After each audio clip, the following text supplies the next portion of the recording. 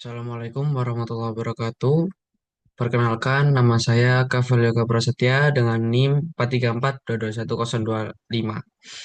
Pada kesempatan video kali ini, saya akan mempresentasikan tentang laporan hasil akhir dari sistem pengambilan keputusan kelayakan kredit menggunakan metode Random Forest pada Bank BCA. Nah, pada penelitian kali ini saya telah melakukan beberapa tahapan dan saya rangkum pada PowerPoint akhir ini.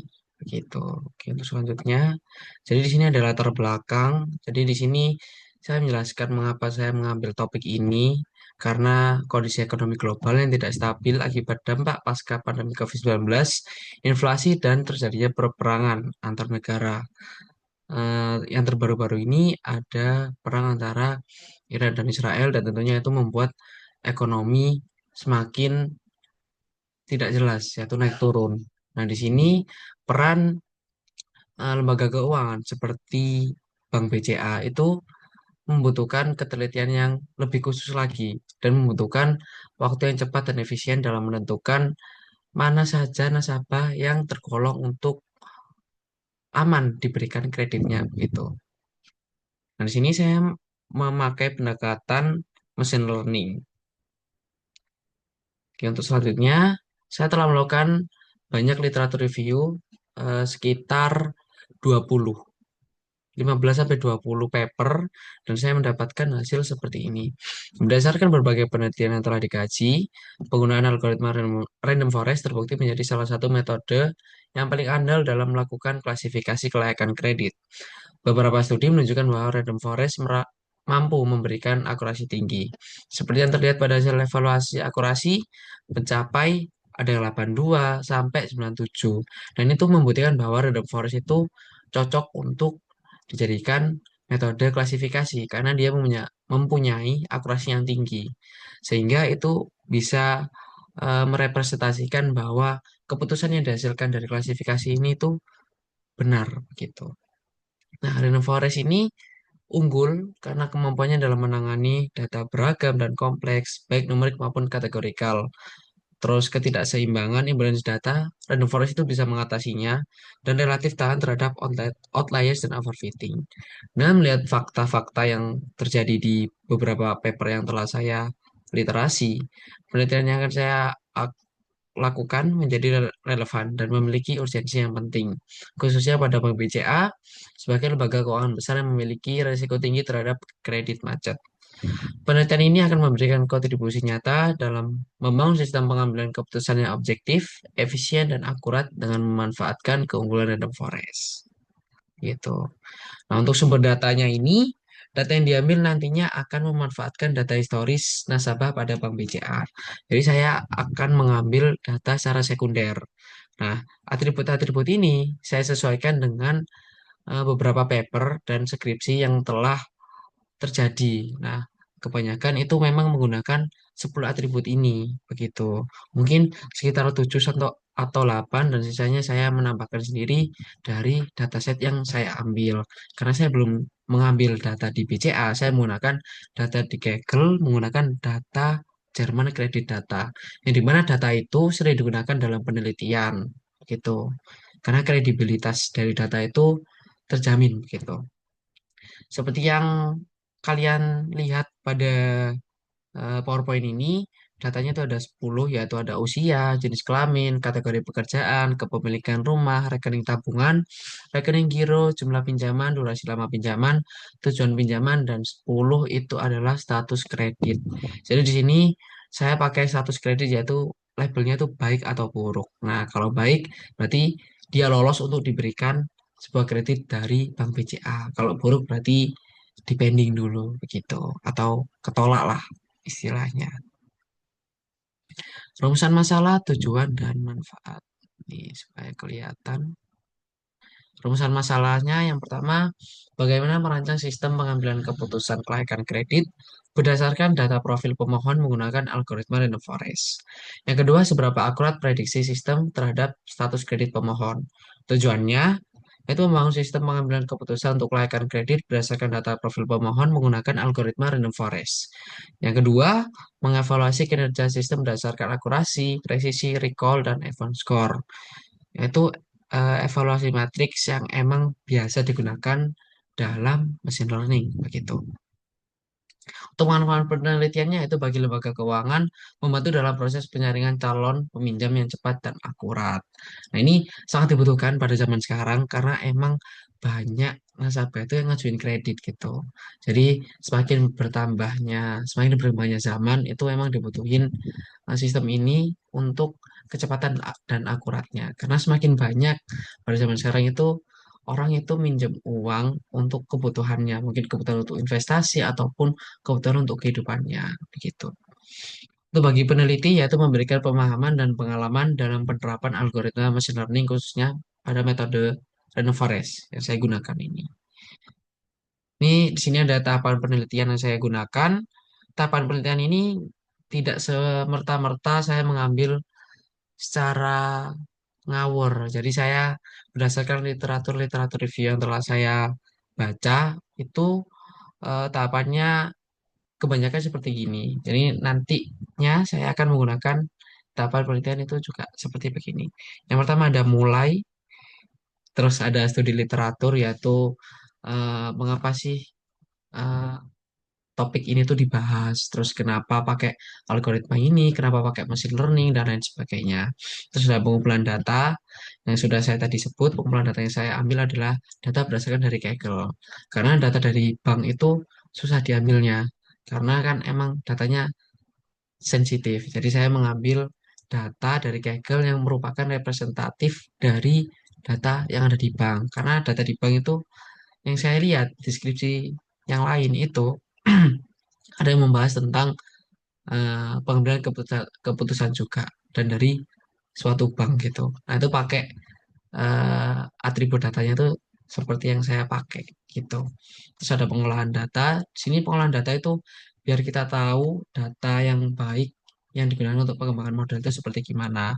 Atau eh, yang bisa kita sebut itu EDA, eksplorasi data analis. Jadi kita tahu karakteristik karakteristik datanya seperti gimana, terus mau kita model kayak gimana begitu. Terus ada pengembangan model yaitu menggunakan random forest, evaluasi modelnya menggunakan evaluasi matriks, terus analisis dan implementasi terhadap sistemnya nanti. Jadi setelah pengembangan model, terus dibuat sistemnya yaitu tampilannya begitu. Terus ada penyusunan laporan akhir. Nah, di sini saya sebelum melakukan pengembangan model, saya melakukan EDA. Jadi sebenarnya singkatnya EDA itu mempermudah nanti dalam pengembangan model. Karena waktu pengembangan model itu nanti kita tahu misalnya data ini tuh ada imbalance ya.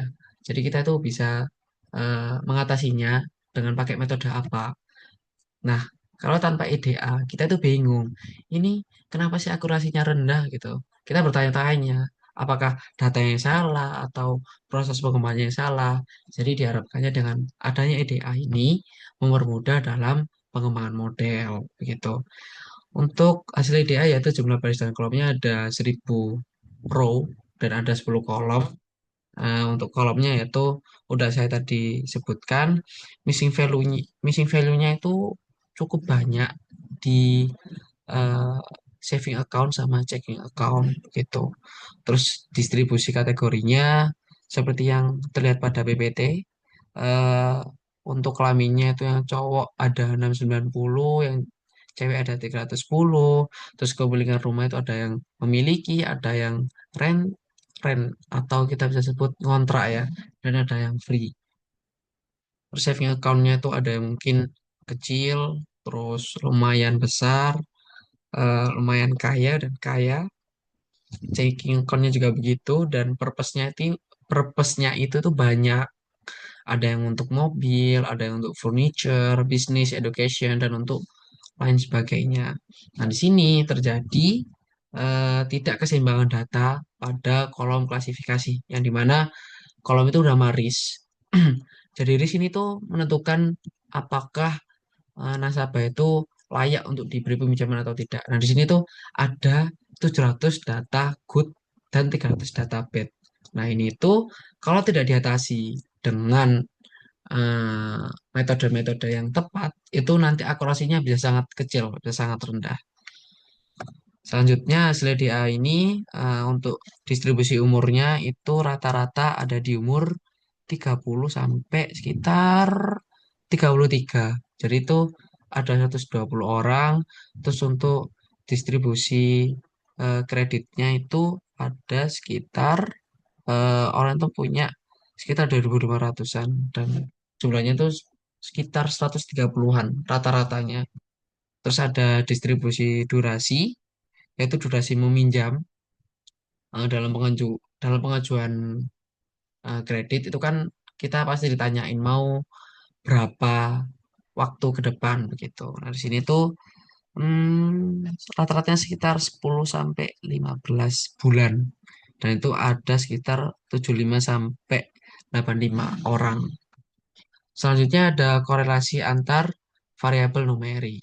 Nah, korelasi antar variabel numerik ini kan di data yang saya ambil itu numeriknya cuma ada tiga. Nah, di sini saya melihat hubungan antar variabel numerik ini mana yang paling kuat gitu. Nah, yang paling kuat itu ada di jumlah kredit dan durasi. Jadi kalau semakin besar jumlah kreditnya, maka durasinya itu juga semakin lama begitu. Terus selanjutnya ini ada visualisasi untuk antara atribut lain dengan atribut target begitu. Jadi sini ada kelamin dengan risk, terus tujuan dengan risk, ada kepemilikan rumah dengan risikonya, ada saving account dengan risikonya, ada checking account dengan resikonya juga begitu. Seperti yang terlihat di sini yang biru itu good, yang apa ini? Yang coklat itu bad. Dan di sini setelah hasil EDA itu saya menyimpulkan bahwa data yang saya ambil ini itu datanya terjadi imbalance data. Jadi ini em, harus ditanggulangi dengan baik biar masuk model itu udah bagus gitu. Nah, ini untuk hasil eksperimennya. Sini saya melihat datanya itu ada berapa recordnya dan ada berapa kolom. Setelah itu em, saya ini pembagian datanya. Jadi X itu untuk data data apa pengajuannya dan Y itu untuk data targetnya. Nah, di sini kan untuk data targetnya itu kan hanya risk. Jadi di X ini saya masukkan seluruh atribut, jadi kayak age, sex, job itu saya masukin kecuali risk. Dan untuk data targetnya saya masukin hanya risk aja. Setelah itu saya encode seluruh data yang kategorikal. Jadi kan misalnya di housing ya itu ada own, rent, free itu nanti saya jadiin kayak satu dua kita, satu dua tiga begitu, agar lebih mudah untuk permodelannya. Dari sini untuk split datanya saya pakai 80 banding 20 data training dan data testing. Nah, kenapa saya pakai ini? Sebelumnya itu saya kan data training kan lebih besar daripada data testing. Saya udah pakai 70-30, terus pakai 60-40, dan saya pakai yang terbaik itu 80 banding 20 begitu. Setelah itu saya melihat data distribusi kelas sebelum saya melakukan smooth. Smooth itu untuk menanggulangi terjadinya imbalance data. Jadi saya ingin lihat dulu. Nah, satu itu dihitung, satu itu adalah good dan nol itu adalah bad. Di sini sudah kelihatan bahwa data good itu merupakan mayoritasnya gitu. Jadi nanti ini bisa menyebabkan bias yang dimana nanti yang bad itu nanti bisa diprediksi good. Nah, ini sangat bahaya, apalagi ini berhubungan dengan uang dan penetapan kredit gitu. Jadi harus benar-benar selektif. Nah, di sini saya menggunakan smooth. Nah, untuk best practice-nya itu, untuk penanganan imbalance data itu hanya digunakan pada data training. Nah, kemarin saya udah mencoba untuk imbalance-nya itu saya taruh di data X dan data Y. Jadi bukan hanya data training saja, data testing juga saya beri dan hasilnya itu 100. Nah, itu saya masih meragukan apakah ini benar-benar begitu. Terus akhirnya saya mencari-mencari ternyata best practice-nya adalah data trainingnya yang dipakai. Data trainingnya yang dikenai oleh imbalance data. Bisa random oversampling, bisa smooth. Saya pakai smooth karena saya sebelumnya udah pernah, saya sebelumnya eksperimen ini udah nyoba random oversampling. Tapi hasilnya itu semakin jelek. Di akurasi, presisi, recall, dan evonya itu semakin jelek gitu. Nah, sini saya juga melihat distribusi kelasnya setelah smooth. Nah, di sini perbandingan antara good dan bad itu udah rata. Jadi jadi bednya itu dibanyakin. Yang awalnya 200 itu jadi 500 untuk menyeimbangkan dengan data good-nya gitu. Setelah itu, oh ya tadi kelewatan. Tadi waktu literatur review, saya menemukan banyak paper itu membahas tentang random forest dengan hyperparameter tuning, yaitu dia mencoba beberapa parameter dan parameter terbaik itu baru digunakan untuk pengembangan model. Dan di sini saya juga pakai hyperparameter tuning berdasarkan rekomendasi dari paper-paper yang saya ambil gitu. Jadi di sini saya pakai Grid Search CV. Nah itu saya pohon keputusannya itu pakai 100, 200, 300, terus kedalaman pohonnya itu saya pakai 10, 20, 30, min sample speednya saya pakai 25, 10, dan lain sebagainya. Setelah itu saya masukin di klasifikasi dan saya memprediksinya. Terus untuk evaluasinya saya pakai akurasi, presisi, recall, event, score, dan ada confusion matrixnya. Nah, ini untuk hasilnya yaitu akurasinya 78%, yang dimana ini tuh lumayan baik karena yang apa yang tadi imbalance data itu yang dikenakan pada seluruh data X dan Y, yang dimana itu kena data training, kena data testing itu semuanya 100 gitu. Nah, saya belum membuktikan sampai segitunya karena saya belum tahu apakah itu emang benar-benar eh, orang itu cocok untuk diberikan kredit atau tidak. Makanya saya sesuai dengan beberapa paper yang saya baca dan hanya dikenakan pada data training. Nah, itu akurasinya dapat 78%, presisinya dapat 80%, recall 91, advance score 85. Nah, skor ini itu termasuk bagus gitu. Cuman kalau bisa akurasinya tuh lebih tinggi lagi untuk meyakinkan kepada pihak BCA bahwa pengembangan yang saya lakukan itu benar-benar membuktikan kecepatan, ketepatan, dan keakuratan. Nah, untuk confusion metricnya, di sini ada kelas bad dan good, di sini ada actual dan predicted. Nah, di sini tuh bad-nya itu 28. Nah, dia tuh terprediksi 12. Sebentar, sebentar. Confusion matrix sebenarnya bad-nya tuh ada 28. Terus, sebentar, sebentar.